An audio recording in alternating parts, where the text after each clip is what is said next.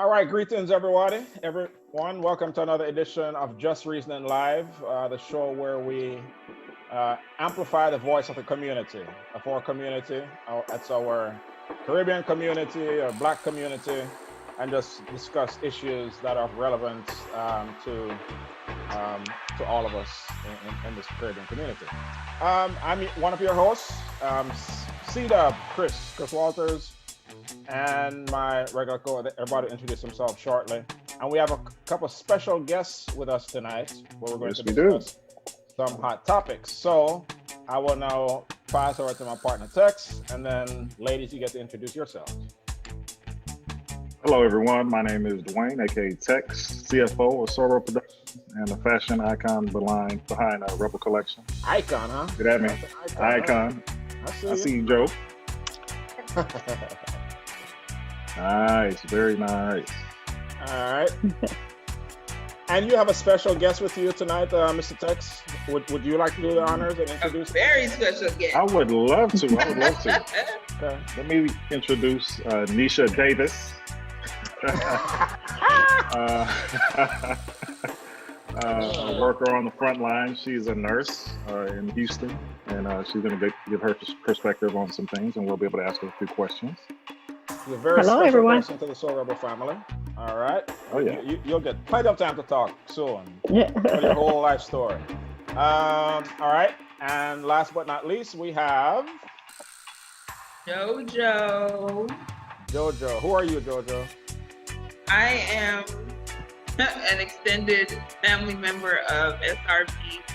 I am an essential worker who is currently in Jamaica right now. How essential are you? I am very Okay, essential. All right. So we have a lot of topics to get into, like usual. Buju's new album dropped. We have a lot of thoughts about that and other things. But with so much going on in the world right now, on the focus of everybody's mind around the world is this coronavirus, COVID-19, the havoc it is causing around the world. And, at first, those of us here in Houston were able to, even though we're on lockdown, we're able to look from a distance and, look at New York and say, man, things are really bad up there. But if you've been paying attention as of late, Houston and Texas have now become hotspots regarding COVID-19. And so that is the reason why we wanted to have Nurse Nisha. That's going to be your name for the rest of the segment. That's me. We'll have Nurse Nisha to kind of talk about life on the front line, give you a chance for you to introduce yourself, describe a little bit about your work. What do you do? And then from that, we'll have some related questions regarding the state of COVID-19 and how it's affecting our community. So you can just say a little bit about your work, what you do, and we'll go from there. Well, I work here in the medical center, and I work on a specialized unit, spinal cord injury patients. So my perspective may be a little bit skewed from somebody who's on a regular floor, a med-surg floor, an emergency room, or ICU. My particular patients are protected, especially because of their comorbidities and the things that can really catapult them into a serious situation. That's a nice big word. What that means? All of the additional things that's wrong with them. I learned a word. So they're protected, but what I'm seeing is, as protected as we have been, being tested every month, and the patients are being tested, we still are faced with our staff getting sick and low numbers for staff to even take care of the patient. So we're seeing a shortage right now.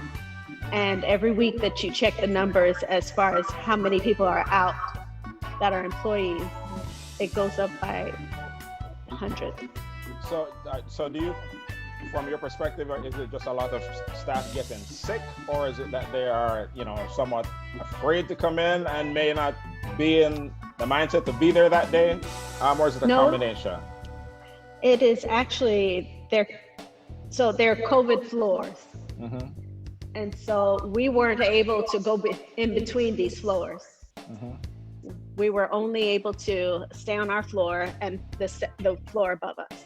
Mm-hmm. So they weren't supposed to be having COVID patients.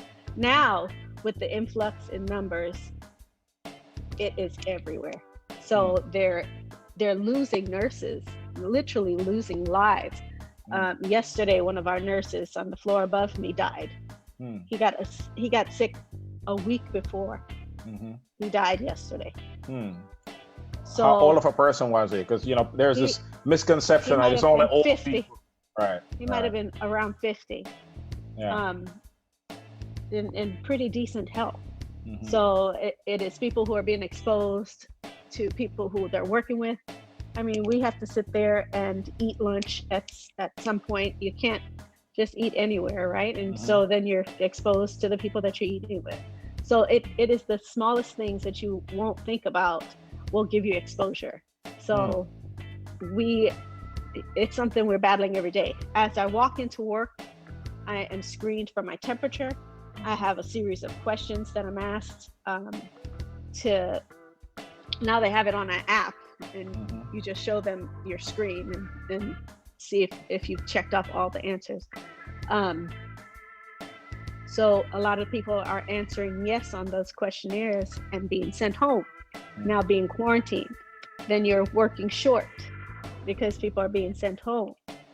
So it's just a never-ending cycle that's just going to get worse. And what one of the doctors said was really disturbing, but I believe it's true. And I believe everybody is going to get this disease. I think it's going to hit almost everybody.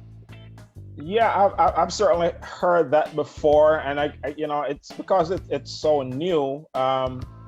We don't know, like what are the criteria behind people who get like deathly ill and those who, are able to recover. When this thing just first started, I don't know what I had, but I had, some flu-like symptoms.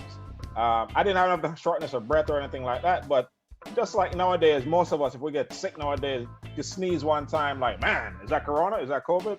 So, there's so much that's unknown about it. So that's kind of the challenge that we face. So, as I mentioned, that right now seems to be, within the Houston area, like the epicenter of things. And here, we're 3 months into this thing, or 3-4 months. How would you say things compare now to how they were, back in March? Because, from my perspective, a lot of people still aren't really taking this seriously. And so how, from your view, have you seen things change? I'll say this. When I first heard about this, I would don a head wrap. I would don goggles, mask, the whole nine. And I had my manager come to me and say, why are you wearing that head wrap? You're not supposed to wear that. I said, well, I'm going to be leaning on my religion right now. So let's just put it there.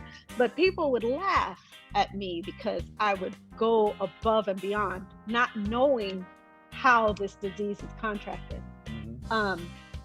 So I would cover head to toe almost. I'd be one of those people with the plastic bags on. Okay, that would be me. Right. Now today, everybody wears a head wrap. Everybody doubles up on their masks, and now they're starting to think about wearing goggles. So because there's so much unknown, and because the numbers are showing, it's almost like you have to do everything you can that's possible to try to ward off as much as you can getting this. Okay. Yeah, you all have any questions? I don't have to dominate the conversation. Tex and Jojo. Go ahead, Joe. I would definitely pretty much touched on the difference that you've seen from the beginning to the end. And now that they're talking about this second wave, what differences are you seeing as far as your patients and as far as the staff? So, like I said, my patients are pretty well protected. So none of our patients, all of them have tested negative. But as far as the nursing staff and the cleaning staff, the everybody that is intertwined, they're dropping like flies. They're literally dropping like flies. I came home. And when you say dropping, are you talking? I mean dropping. I mean not dying, but they're getting really sick. Yeah. Or they're dealing with somebody at home that's really sick. Yeah. So it's not going to touch you. It's not going to not touch you, I should say. Right. Mm-hmm. Right. So this is serious. I mean, I wish that people would take it more serious. I mean, even the nurses, even at best, the nurses, you would think that they would cover up and always be on point with their masks. No, the masks are down here, they're lax in the break room, a whole gathering. And so nobody's taking it serious until it gets serious. Now, as far as taking it seriously, would you say, per se, like, is it the younger nurses that don't take it as serious as the older nurses, or do you see any disparity there? Yeah, I would say so. I would say the younger nurses, but I mean, now that it's really facing us every single day, somebody's going home with symptoms. Everybody's taking it serious, but truthfully, everybody was kind of lax, and that included the older nurses. But as we've gone on and we've seen these numbers rise, we've been forced to take it serious. And I only ask that because that would parallel what's going on in the world right now, because it seems as though the younger generation wasn't as taking it as seriously as the older. But it seems to me, when I hear like some things people say, oh, it's not real. I'm like, what? Does it take, it hitting your doorstep to, You gotta come to your doorstep. Your doorstep, or somebody in your family getting sick from it, you getting sick from it, for you to realize this is real. I mean, Memorial Day weekend, tons of people were out at the beaches and things like that. And the majority of them were young people. And some of our nurses were out there. It's just mind-boggling. If anything, with the mask situation, I'm not wearing it I don't say I'm wearing it for myself. I say I'm wearing it for you or somebody else, because if we all act like we have it, that's how we get rid of it. And it was interesting to hear Nurse Nisha say, give another perspective, that the frontline nurses may be taking care of somebody in their household that have it. Okay, they might be not able to come to work because they have it, and that puts more pressure on the staff that they have already, because they're short on nurses. So what happens when 90% of our nurses have it? Who's going to take care of the 6 people then? And that was my question. And not only just nurses, but in any capacity that frontline workers work. When those frontline workers get sick and are unable to do their job, where are we going to stand then? Yeah. So we're kind of wrapping up now. But the one thing that they've been talking about a lot lately is, for the Houston area, is hospital capacity, like number of beds available. It's that there's like a real shortage. Can you speak to that? Is that evident in your world, or others that who work on other floors, or because that was the concern that they mentioned from the beginning. I don't remember the exact numbers right now, but they listed the total number of people in the US and then listed the total number of hospital beds that we have, and it's a small fraction of the amount of total people. And they're like, we can overwhelm our system. That's what the social distancing stuff is all about. So have you been able to see some of that regarding capacity being, stretched? I have not personally. What I do is I pull up the email and I read the emails about what our numbers are looking like for the hospital. I do know that our designated areas for COVID patients are full,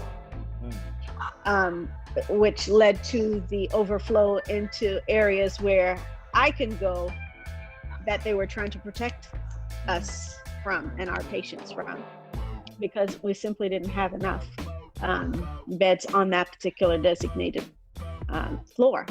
Yeah. So it's an overflow. Yep, it's an overflow, and I anticipate that it's gonna get even worse as far as overflowing. But it is the fact that we don't have the particular kind of rooms that they're supposed to be in, a negative air pressure room, so that it is then not spread through droplets and through the air to the rest of the unit, or whoever is encountering these patients. But it's going to get bad. It's going to get really bad. And where I work, it's not the general population. So I do know that once the big name hospitals, the Methodist hospitals, they're filled up. When they're filled up, they're going to start looking to us for patient overflow. Yeah, I mean, I was hearing that basically in about, they're saying like in about 2 weeks, the things are, are going to get really bad. One more thing, and the NRG stadium, they said they're going to make that back into like a triage center. Yeah, they can take care of patients there. They should set that up now. I mean, I know that, and that they had set it up. Yeah, and then brought it back down. I don't know why I bothered to do that, but I won't question that. But yeah, looks like we may need it. Parting words of advice that you would like to give to us before you go night night. Lord, that's the language of me right now. That's your love language. That's my love language. I mean, I hate to sound like the broken record that's playing all the time. However, just think about the next person. Think about your family first, right? So if you would think about people around you, like how you'd want to protect your family, you would put on a mask. You would encourage them to put on a mask. You wouldn't go anywhere without a mask and proper protection, and trying to stay your distance and trying to stay away from crowds unnecessarily. So those are my things that I have to keep reminding myself of. And when we think that everything's okay and we can take a breath, we can't. That mean no carnival in TNT? Well, no. No, I'm a virtual carnival. I'll put on my costume. Nurse Nisha, we thank you for having me. For appreciate you. The work that you do. Thank you for being on the front line, taking care of people. You do this on a daily basis. Nurses, I've always said, one of the most underappreciated professions that there is. From being in the hospital for a long time myself, in the past, to seeing mommy and daddy in the hospital for a long time. And while you're up there, the people you see all the time are the nurses. The doctor come in and talk for a little bit and walk out. The nurses are on the front line. They do everything. They do everything. They do everything. So we thank you for your service, and we pray for you and everyone in your profession. We need you. So thanks again, and thanks for having me, guys. This interview. All right. Thank you, Nurse Nisha. Bye. About that.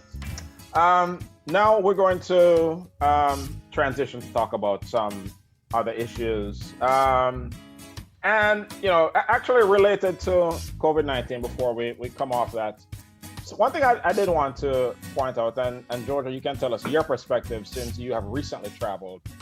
I've seen a couple posts lately of people who have traveled to Jamaica specifically and getting their experience of what the travel was like.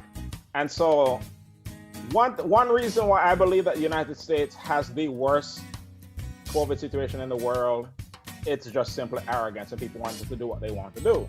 So the first video I saw was a couple from New Orleans. I think the guy was like born in Jamaica. His girl or wife is American, and they described the experience of flying to Mobay. They wanted to, they had some work to do there or what have you. And they described the process of going and how, every few, there are all kinds of stations for hand sanitizer. They get you information, find out what parish you're going to be. You register with an app, and if you leave that parish, you get the notification. And so everybody has on masks, all this stuff.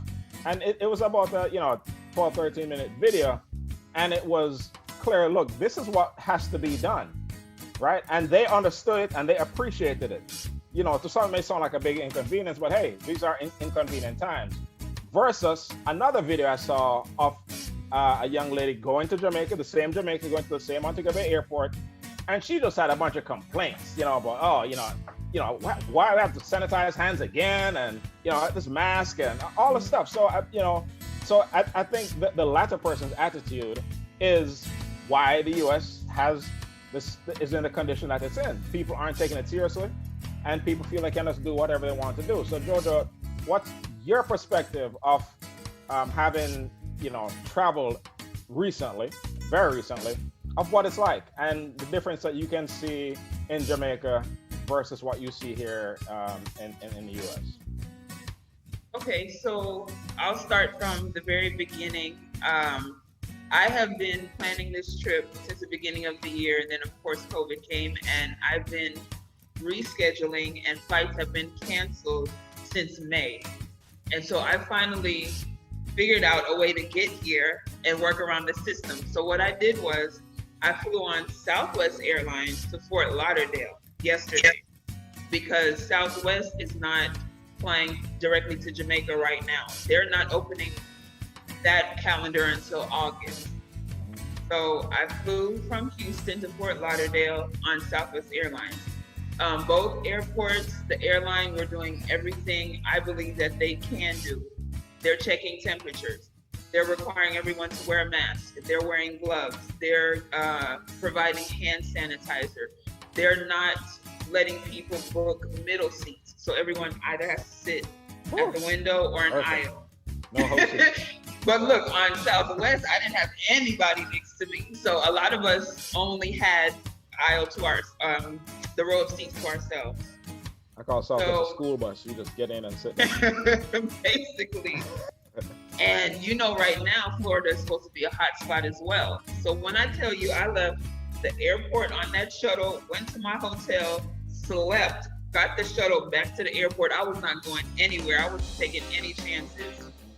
So then, this morning, I took JetBlue from Fort Lauderdale into Kingston. And they're also doing the same thing. They're doing, all the precautions in Florida and for JetBlue. Now, when I got to Jamaica, when I got to Kingston Airport, baby, they're not playing. Don't get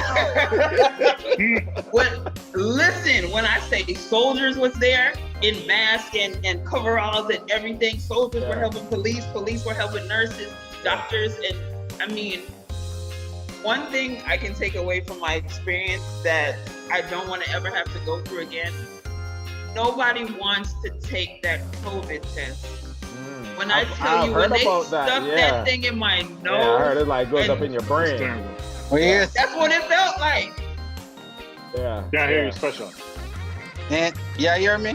Yeah. Oh, we had a new guest just joined. Who let them in? We just letting in any people in just recently. Introduce yourself, you. Who are you? Oh, may I watch you? Me? Me? No, I see your journey, man. I see your journey to go a yard and you know it's rough. I know it's rough and Me Yeah, I watch side Your, things still. your audio mash up. Put in some headphones. Yeah. Put up some I headphones. hear one of them every 5 words. Yeah. So like, yeah, sound Bayesian. Stop it. Big up Reggie. Big up, Rich Jugglers. All right, go. All right, continue about Jamaica. But yes, to the airport in Kingston, hats off to them. They have it on lock. They're not playing no games. Before you get off of the airplane, someone comes onto the airplane and explains the procedure to you. When you walk down the ramp, the first person you meet is checking your temperature and giving you hand sanitizer. Yeah. And they're explaining the next step. So nobody should be confused or not know what's going on, because every step of the way, somebody is explaining to you the next step and why. Yeah. So this is that's Americans don't like to be inconvenienced. Sorry, pick up all my American friends, but you're just used to having things do what you want to do, and so and that comes presently from leadership. Where we are just going to continue doing what we've been doing, kicking it, clubbing, doing all that stuff because we're different, and I'm 30 years old, so you're not going to catch me and all that sort of stuff. But and you think of a country like Jamaica that is so dependent on tourism, and to some people that sort of experience might steer them away from traveling. But hey, look here, this is what we have to do to protect our citizens. So big up to Jamaica. When I saw that video of that experience a couple was having, and they just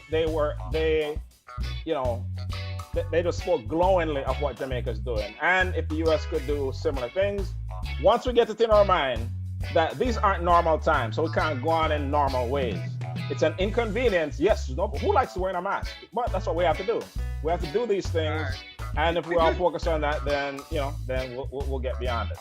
Do like a lot of people are doing. They're making it fashionable. I mean, get a couple masks.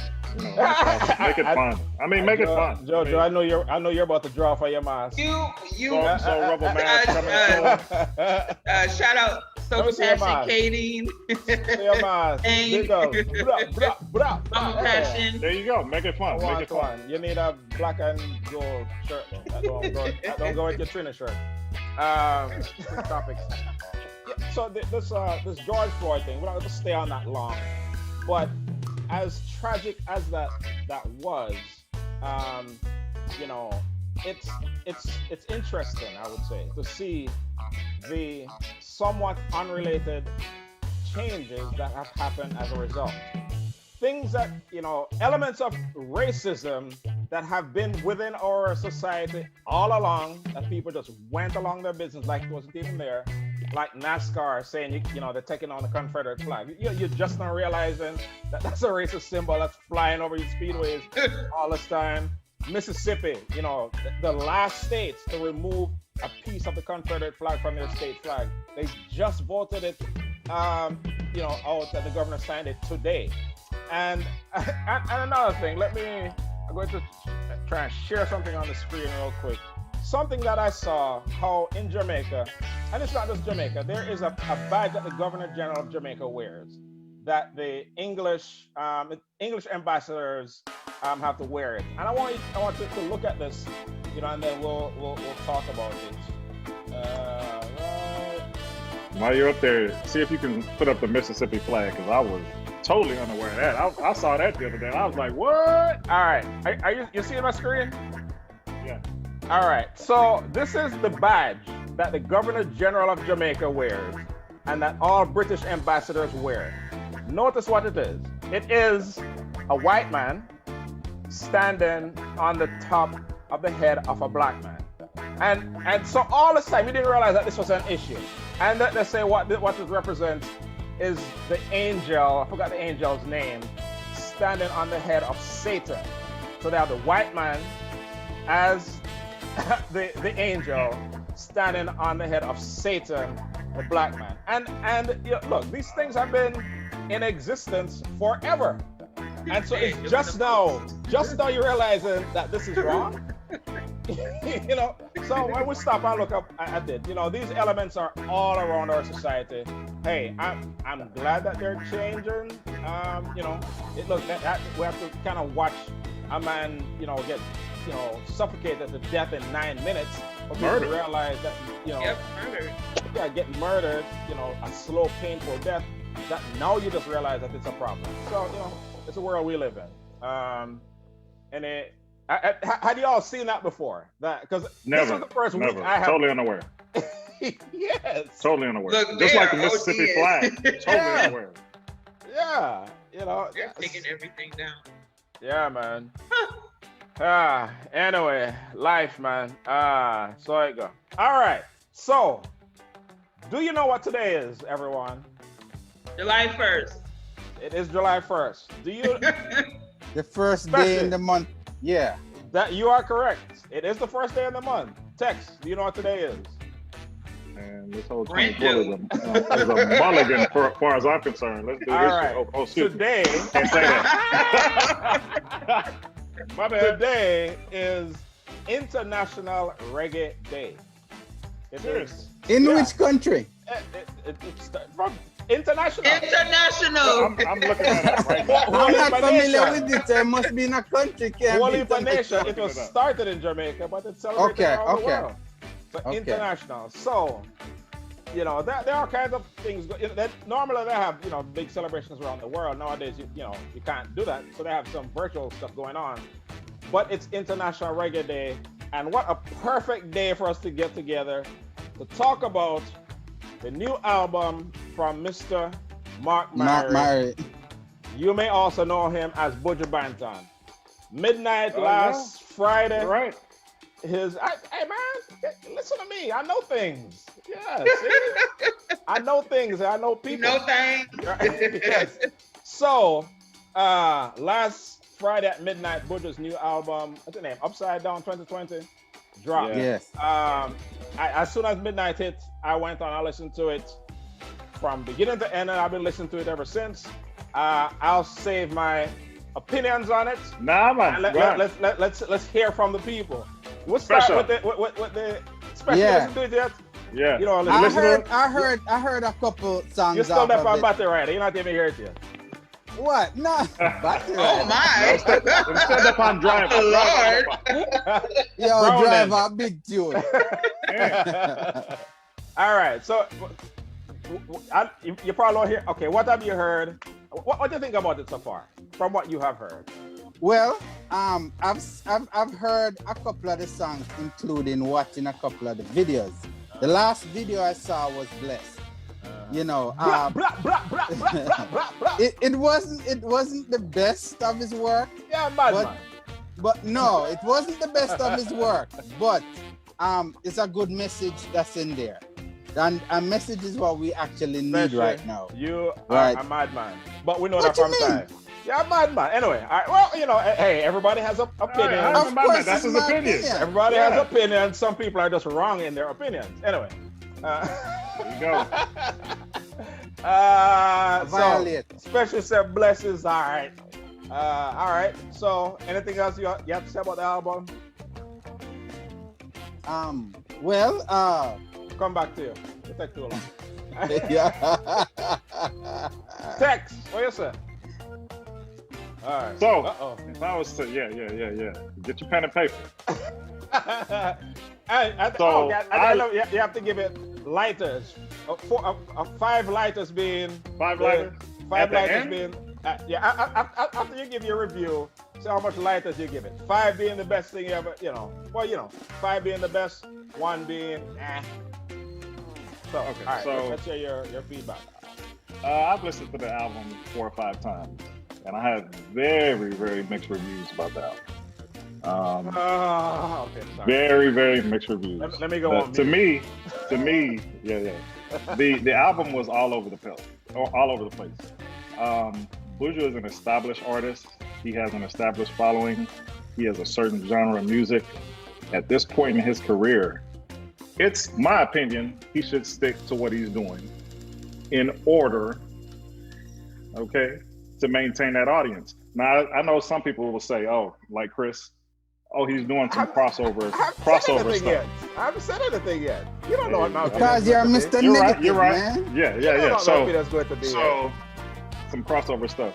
But okay, let me go through some of the songs and I'll tell you how I feel about it. So Lamb of God, you start off the album with that. Who's gonna disagree with that? You understand? You know, you're paying homage and tribute to God. Of course. We go to Yes, My Friend. All right. I am an opponent to established artists remaking other songs or putting lyrics. I don't care what it is. You are your own established person. You are one of the biggest artists in Jamaican history. Do your thing. You ain't got to touch nobody else's song. Period. That's my opinion. Then we go to Buried Alive, and I was like, oh, we're in trouble. My favorite song, which Spetcher says, It's actually blessed. Hey, that's my favorite song on the album. My favorite song. Okay, is Blessed. Okay, it goes the rhythm, the lyrics. Hey, I love it. Then we go to the John Legend song. What is it called? Memories. I like that. That's a good crossover song. But then if you want to go to, let me go to, what's the song with Pharrell, Cherry Pie? Not feeling it. The production overshadows the artist, okay? When you listen to the song, you know it's a Pharrell track, okay? Buju is such an established artist, okay, that you cater to him. The track can't overshadow him. I agree. Give a track that will allow him to voice himself, okay? And go there, all right? Then we go to some songs, and I can't even, I'm not gonna even go into too much of it, but the man had ska on the record. Like, some of the tracks sounded like went back to ska. It was like some songs that he had done at 14 years old and came back and did. So to me, it was all over the place. How many lighters? So with that said, I give it 3.5 lighters. Yeah, disrespect you. Now All right. Okay. All right. Hey, like I said, everybody has their opinion. Some people are just wrong in their opinion. That's cool. That's all good. Jojo Dancer. You just link Buju. Look a while. Interview soon drop. Anyway, what is your feedback? What is your review of the album? So, from somebody that was lucky enough to see some of what was going on behind the scenes, and obviously I couldn't speak about it, but I understand why it was done the way it was done. I agree with Tex, however, it is all over the place, but it's because, like you said, he's established. He's Buju. Nobody can take that away from him. He's mastered what he does. And it was supposed to touch on different genres. It was supposed to showcase that he could do any type of music with any collabo. I mean, I like a lot of the songs. The Pharrell song, I completely agree with Tex. It wasn't a Buju song. It was a Pharrell song. And it almost felt like he was featuring Buju. And this is Buju's album.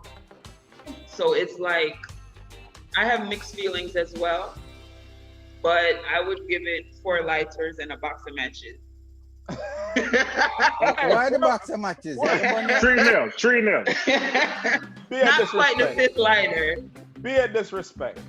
All right. Once again, here come the ultimate optimist right here, Mr. Positive. No. Hold on. Like I said, every song is a hit. Hold on. Everybody has their opinions. Some are just wrong. All right. So, my opinion is, for one, the album has 20 songs, right? Yes. That's I love, some people like short, I like albums. Give me all your content. So that 20 songs is a lot of music. And so I love that it had 20 songs. And with that said, yes, yeah, you say it's all over the place. I don't disagree with that, but I happen to think that's a positive. I believe Buju has stuff on that album that can be on the gospel charts. He has stuff that could be on the dancehall charts, on the roots reggae charts, and on the pop charts. And then we have one song that can be on the African Afrobeat charts, the last song. Yeah. So, you know, yes, Yeah, the way I see it is some people like their artists in a box, and we're all kind of guilty of that. Like J. Cole, when his third album came out, For Your Eyes Only, a lot of people didn't like that because it was so different from the album that came before that. And the first time I heard it, I was like, okay, this is different. Then I got the chance to like listen to it again and again and again, and I happened to just really, really love it. But we want him to be in that box of what he has done. And really specifically to Buju, I remember like early 90s, you know, Buju, straight dancehall artist. And I hear Buju's new album, Till Shiloh, dropping. And this is between, you know, his early stuff when he was a bald head to know him have locks. And then when I listened to it, you know, oh, Father, I'm like, what is this? What's in the singing? Destiny, what is this? You know, because that wasn't the Buju that we were all used to. But he himself had gone through a transition in the way that he viewed things. So he had more positive, conscious lyrics to talk about. So, you know, I have, you know, we moved along with Buju as he has transitioned as a person. So that's the way I see this album. Yes, songs like the Pharrell song and the one with Stefan Don. Yeah, you may not say that those are traditional Buju songs, but they're good songs, right? I think once we look to get our artists out of the box that we want them to be in, not realizing that, hey, they want to explore their talents also. They want to try some different things. I think if you're a longtime Buju fan, there's plenty of music on there for you. If the early Buju, if you just want dancehall, there's Blessed, there's Stepper, there are a few others that are just straight dancehall. I feel like that could have been an album in itself, and if he wanted to put out the rest, he could have put out singles or an EP. Period. Right. Yeah. You know, hey, look, these are people who've been in that business for 20, 30 years. I'm not going to question their decision around what goes on the album, but you know. Like the first time I heard the Pharrell song, that's the controversy because it's very different. Yes, it's not, you know, it's not something that, you know, that you're going to jump and say, hey, that's a nice reggae song. And it is dominantly Pharrell. I think that's the idea. He's trying to reach to a new audience. Yes, Buju has his core fans, but you can't just, you know, if you want to grow, you know, your, you know, earning potential for one, yes, you're going to have to partner with some other people where their style may be a little different. So I think there is a lot of that. So we do not disagree that it is all over the place, but I wouldn't use the word all over the place. That sounds negative. To me, it's not a negative. It is a positive. One quick thing, you know, I can't talk about this album for a while. Right. Mm-hmm. So one thing I think is relevant, the Yes, My Friend song. A little history on that. That song was written by Bob Marley after his, you know, friend, cousin, you know, Bunny Wailer, you know, they locked him up for ganja and he was gone for 18 months. And so that's the history. Once he come back out, Yes, My Friend, we're there on street again. My boy is back. That's what that song, you know, so for him to do that song with Stephen Marley and him and Stephen are boys. And so it was really, you know, bringing, you know, that history there. And something that I forgot the exact line, but one of the lines in that song was about his bail. So remember right before Buju went off to jail, he had like one last concert where they allow him to go and do this concert. And, you know, as a condition of the bail, to make sure that he reported to prison, Stephen Marley put up his house as collateral so that he would come back. So that song, I view that completely different. That song is, look, so if you know, if you look at the way the album is structured, the first one, Lamb of God, this is my, hey, I've been through some stuff. That's his MO. Right. He'll start off his album that way. You know, Yes, My Friend, look, my boy held me down. That's what that song is about. And then Buried Alive is one of my favorite songs on the album. That's a song that could be on, I'm straight up. So, anyway. Well, what I have to say about that is, I listen to a couple of songs, and usually when reggae artists, they start incorporate a lot of different acts, different genre music in there, they have one intention. They want a Grammy. Everybody will tell you that. They want a Grammy. Win a Grammy. Right. Do you think this is a Grammy album? I do. Tex, what do you think? You know, but so my It stars. I already know what you think, good boy. I'm not talking to First of you. all, I didn't even May give I my ask Tex? lighters. Can I give my lighters? The songs Not yet. that I probably think will win a Grammy are songs that y'all wouldn't probably even notice on like 400 Years. Oh yeah. Okay. No, I like if that. you listen, I if love you that listen song. to that song, Yes. that is a song that I think would win a Grammy. It's a great song, but overall, I don't think it'll win a Grammy. It's too real. I'm talking about that's why. That's why. That's exactly why. Yeah.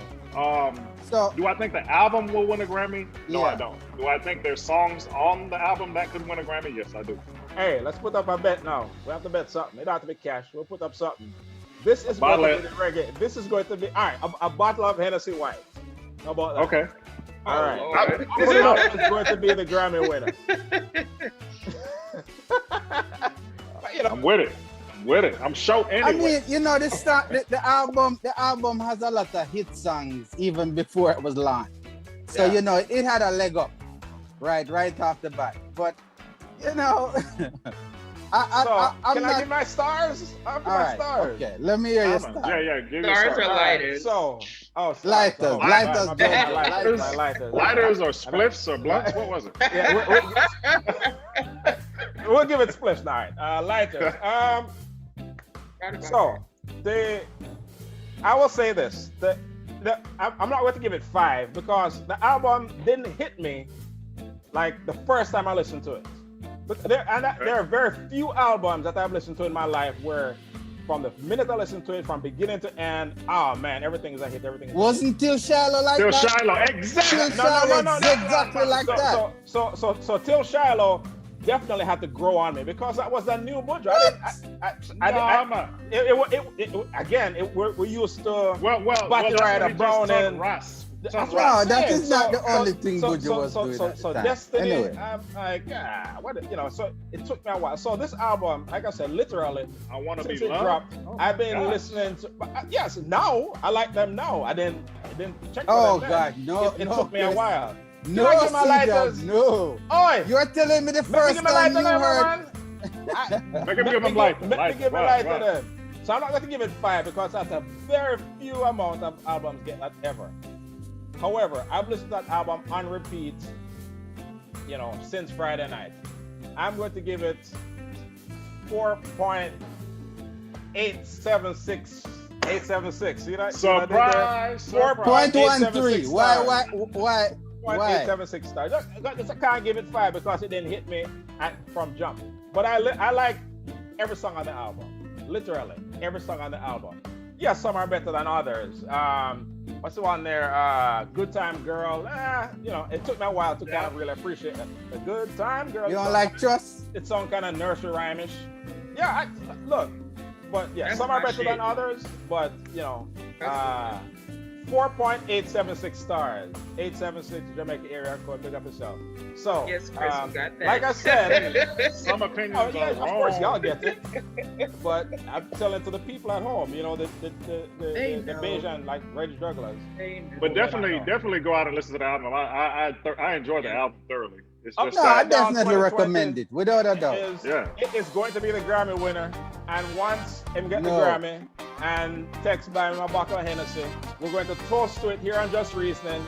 And I'm going to talk mad SHI, So no problem. that's the No Grammy problem winner. at all. We did. All right. Final thoughts on the Buju album? It's a Go get good it. album, but not what I was Go get it. expecting. Not what you're expecting. Hey, well, like I said, some people have opinions. Some are just more writer. Right to the Let me other. tell you final can't. closing thoughts about Where's the Nikki? album. I can't. Well, before we go back to JoJo. Now, after the first single after the album dropped, there was just this big expectation after that. Right? I agree. And I mean, I remember the first time I And he heard met Trust. all of them. Huh? No, he didn't.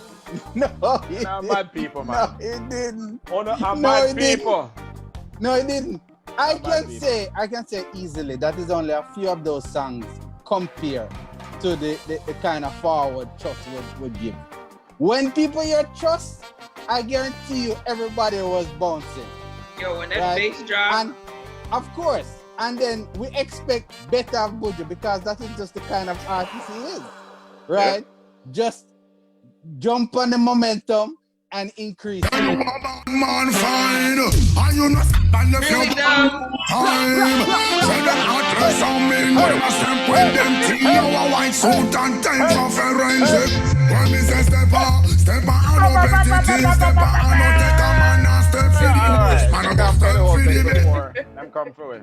Hey, I'm hosting next time, so he can't do that. Hey, next time, hey, I could share. Next time, no, a big tune. I'm probably going to do a review where I'm going to sit and play the whole album and just go track by track and talk the things. How about that? But that's the way you're supposed to do it. 4.876 stars. All right, review. I'm going to review track by track, and I will do it that way. Matter of fact, you know what? Let's invite 100 people during that review. Hey, come on. DJs. Yeah. Invite some DJs and ask them which one of the songs that are requested most. So go through. DJs, go through it song by song. What do you think about that? We just do a whole show. Great idea. That's Don't ask Midnight because Midnight think the same way. Like and the topic is free up ganja prisoners. Ganja. You have 2.3 million prisoners here in the U.S. You have 660,000 ganja arrests a year, that sort of thing. All that while 33 states have legal medical marijuana and 11 have legal recreational. So definitely in each one of those states, anybody who in jail for ganja, you need to free them up right now. The governor of Illinois, once they passed recreational marijuana, the first thing that he did was he pardoned 11,000 people that were in Illinois prisons for ganja possession. So, it's a longer topic, so I want to get all into it right now. But I just want to talk about that real quick. Matter of fact, the governor of Illinois is the governor who first put out the First Step Act, okay, which actually repealed. I just want to talk about where to talk about. Yeah. Right? Well, why not? It actually repealed the Clinton Care Act in 1994, which led to the release of these prisoners. But that's all I want to say on that. I have a lot to speak on that as well. Hey, we're here, man. That's why keep talking. So, I kind of gave the background and the rationale. There are a lot of people making hundreds of millions of dollars off the legalization of ganja. At the same time, you have people who are buried on a jail. I mean, I came across a story last night about somebody doing a life sentence for selling ganja. Life sentence because it was his third strike, his third felony. And he's literally doing life. What you have murderers and rapists doing 10, 15 years. Here's that man selling ganja and he has a life sentence. It don't make any sense at all. So let me interject there. So that's brought to the table, like I was saying, in 1994, Bill Clinton passed the, what is it called? The Clinton Crime Bill. And basically that enacted the 3 strikes. So his name wasn't on there. It's the crime bill. Anyway, go ahead. Yes, it was. Correct. Well, we know it was him. And I'm glad Congress passes laws. Congress passed a whole bunch of black people, a whole bunch of but that's how we tag it. So that brought about the 3 strikes. So after your third felony conviction of your third felony, you would actually be sent to jail, no parole. Run. Go on. Continue. Okay, so you were talking about the governor of Illinois. He enacted what's called the First Step Act. And basically that repealed that legislation. That is a good step in repealing it, but there was one flaw to that. It was not retroactive. So the people that were convicted under that act, Yes. before Yep. 2018, Yep. Mhm. okay, are still in prison and Nonsense. will be in prison. Straight Okay. nonsense. Totally not fair. Okay, Mhm. so a person today can make the same act that somebody committed 15 years ago and get a slap on the wrist or probation, and the person that committed that 15 years ago are in prison for life without parole. What? Mhm. Murderers, Mhm. okay, get parole. Yep. You know, Yep. they do a third or fourth of their sentence. Okay. Yep. And I have a lot to get into because in prison they call prison correctional facilities. Okay. Ain't no correction going on. Ain't no correction going on, man. And Ain't that's no a warrior. correction. Yep. Okay, so in the case of ganja, weed, or cocaine, or I'm going as far as alcohol, Any controlled substance. Mhm. any controlled substance. Some people have an addiction. Okay. Mhm. The only way to curb that addiction is to get them some type of help. When you go to prison, Treatment. there is no Yes. help. There is no Yes. treatment. There's no cognitive intervention. Okay. Mhm. They basically hold you there for a check. Mhm. Okay. Mhm. They treat you like animals. They treat you like Mhm. Okay. Shizzle. Mhm. let you back out. You come out on the street. You can't get a job because why? You have a felony on your record. Nobody wants to give you a job. Mhm. Okay. You can't get proper living because on the application, the first thing it asks, or one of the things it asks, Have you okay, been convicted? have you been Yeah. convicted of a felony? Same Mhm. thing on the job. Okay, so how do you expect people to feed their families, live, and be productive members of society? They don't. Impossible. Mhm. It's It's meant impossible. to And be. the few. It meant to be a recycling plant where you go in, Yes. you know, Yes. you get the idea that you're coming out, but you can't Mhm. stay out because you Mhm. can't readjust. They Exactly. set the That's called system up in recidivism. that way that you cannot readjust, Yeah. right? Yeah. And Everything is That's right. against you, so it's Yeah. difficult for you to Yeah. readjust. And that's no you accident. end up That's right back that's in there. that's by design. Yes, exactly. it's by design. It's called recidivism. It's Yeah, called yeah. recidivism. Yeah. Okay. Yeah. The rate of recidivism I think is at 40%.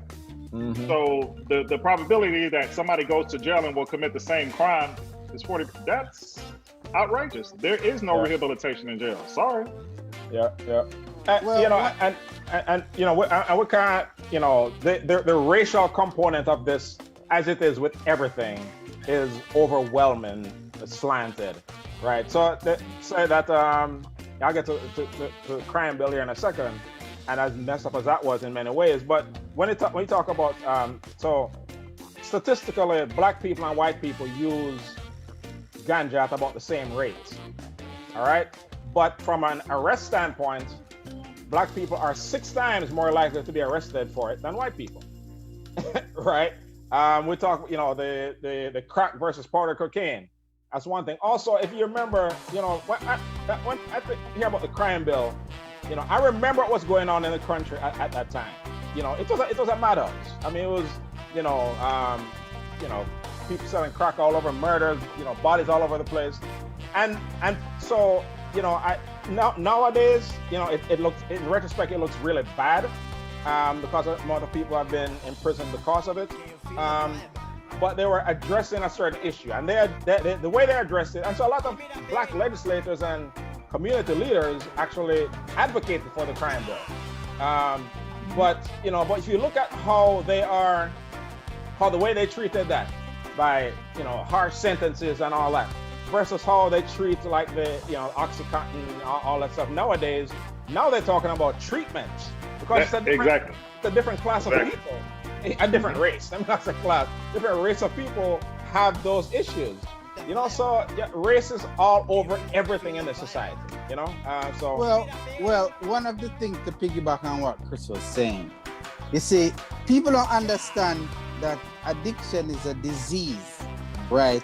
It's something you cannot control after you really get infected, because you literally get infected when you become addicted. You cannot control the desire you have. Just like you get ill, you cannot control it. It's out of your control. But they don't treat it in our culture, our skin culture, our living culture, like it's a disease. Yeah. You're a criminal when you use it in with our skin color, but anybody else uses it like that, oh, it's an illness. The epidemic. Yeah, so epidemic. I mean, that's an issue regarding drug use in general, right? But you know, with this focusing primarily on ganja, it's not an addictive substance, right? It's chemically less addictive than it is alcohol. less, but you become addicted. Hold on. Listen, it's chemically less addictive than alcohol, nicotine, and caffeine. So it's not an addictive substance. It's I can stop anytime I'm ready. People think that.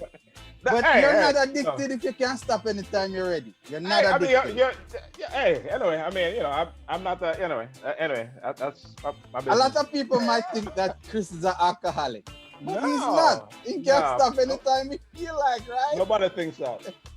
See, they're all a drink all right now. Him literally at work right now and I drink. You don't know what's in my glass, what's in my cup stays in my cup. Yeah, you know, so as we, you know, kind of wrap up this subject here, just from a money standpoint, and, you know, basically I think it's good. The reason, all right, so an example, Colorado, when they legalized ganja about 3-4 years ago, they made $247 million in tax revenue, right? So it is a moneymaker. However, imprisoning people for ganja is also a moneymaker. You know, and that so is why it will never stop. They're going to wait never stop. like that. You know, hey, things are trending. Like, look, 33 states, it's there for medical use. But hey, people are going to sit around and watch Colorado make all the money. You know, there are billions of dollars that can be made. You know, so, but you know, the point overall that I want to, regardless of what they decide to do, my main point in all of this is, if you're going to legalize it in certain places and enable people to come in to make these, you know, millions of dollars off a product for which you have millions of people in jail for, not millions, hundreds of thousands of people in jail for, then a factor in when you pass these laws is you have to free anybody who is in jail on a possession charge, right? At least possession. You know, distribution, yeah, we can decide exactly who, but it's not right.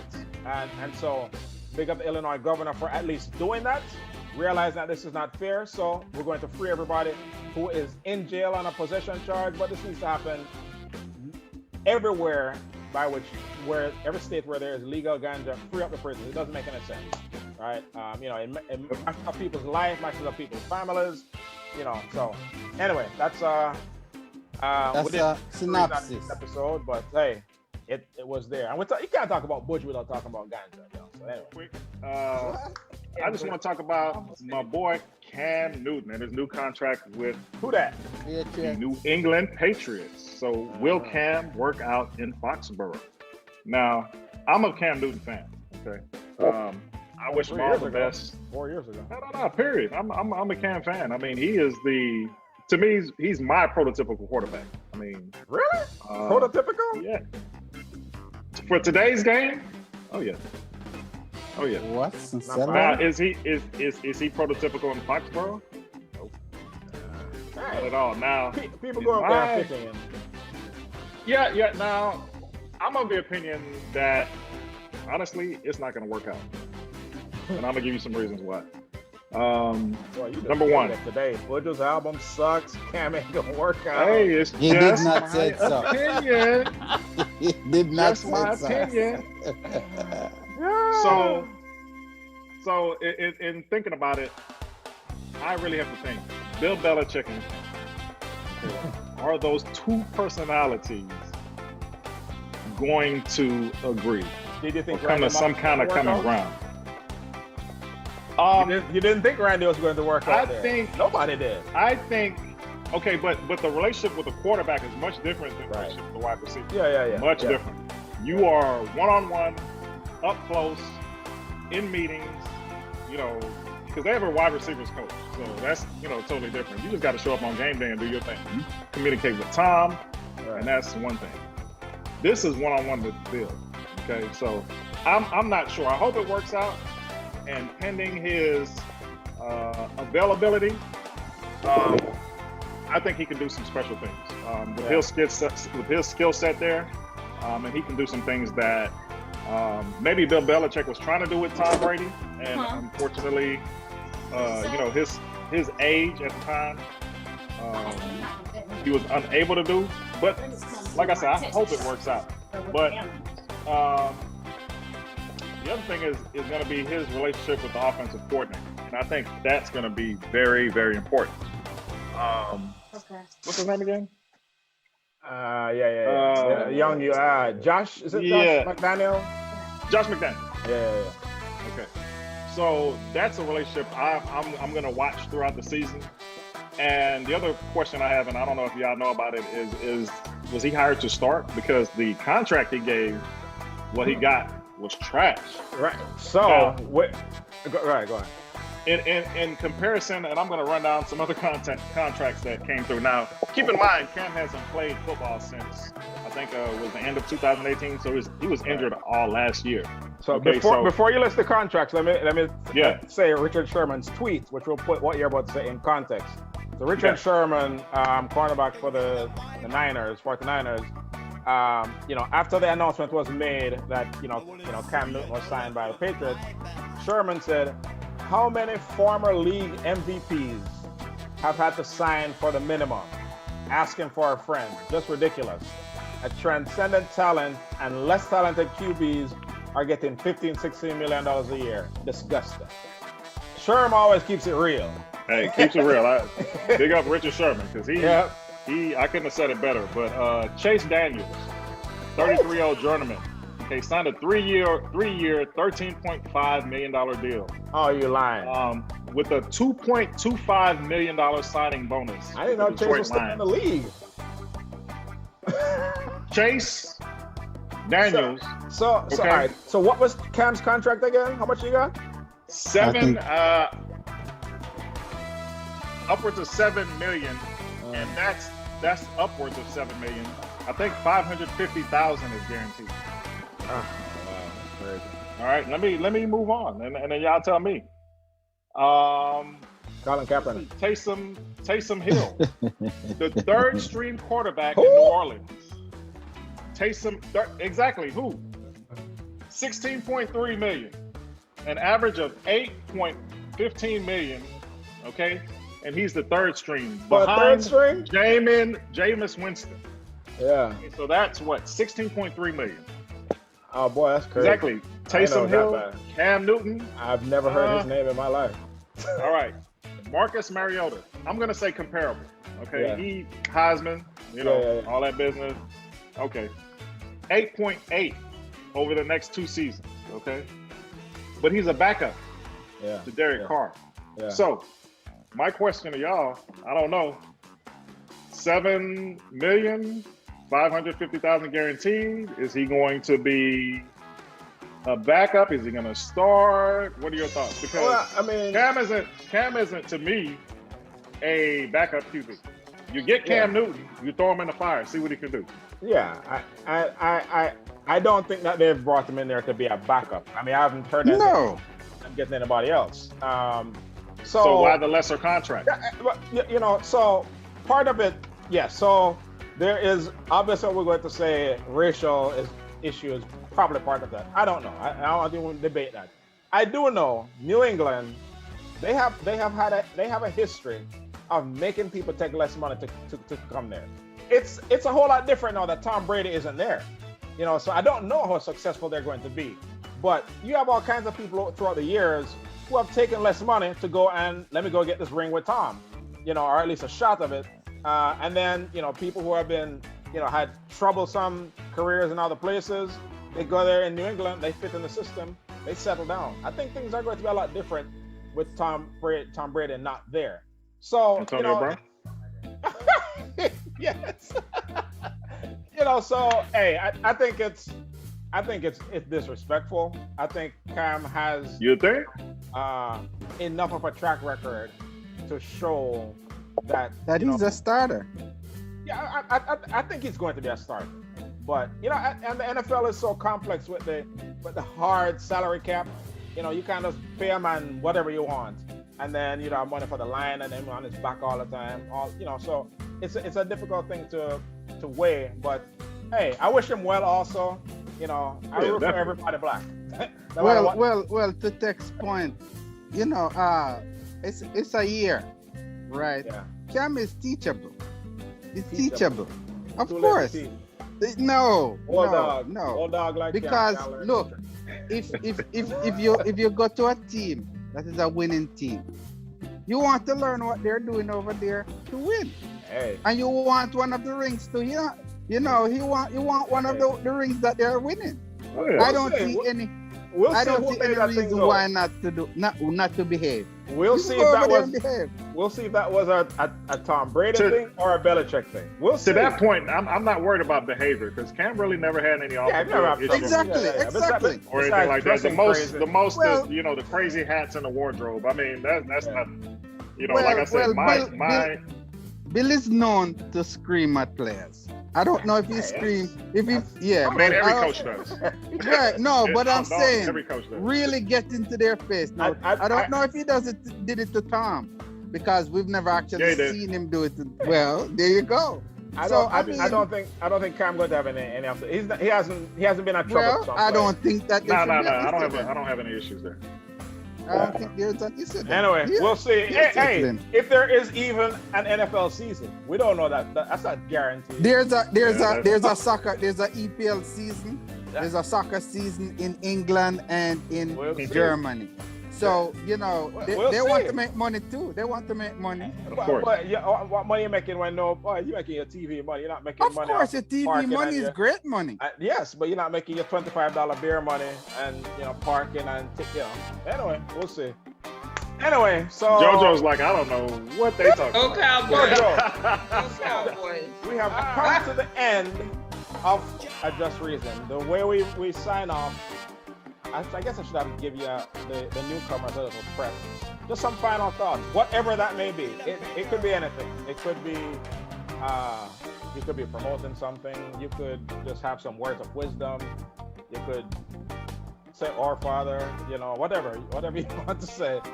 Closing thoughts. Start with especially. Give us some closing thoughts. Give us some words of wisdom. July just start. You thank you. You just have to make the best of it. We're not in the best of environment right now. A lot of people suffering, but you still have to keep positive. You cannot keep thinking about the negative things that's going on. Just keep being positive. Do the best that you can to protect yourself and protect others and move forward. That's it.